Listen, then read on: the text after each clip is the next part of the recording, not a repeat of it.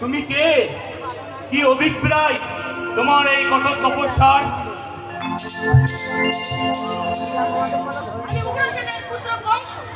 আমি অমরত্ব বরের প্রার্থনা।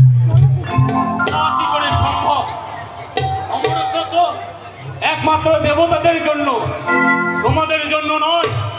তুমি অন্য কোনো বর আমার কাছে প্রার্থনা করো। আমি অমরত্ব ছাড়া আর কোনো বর প্রার্থনা করি না। শোনো পুত্র, আমি তোমাকে আশীর্বাদ করলাম, তুমি তিলক বিজয় হও।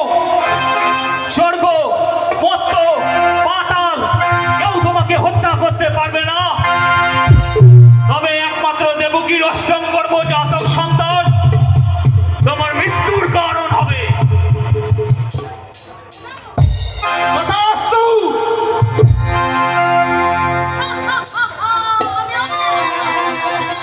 আমি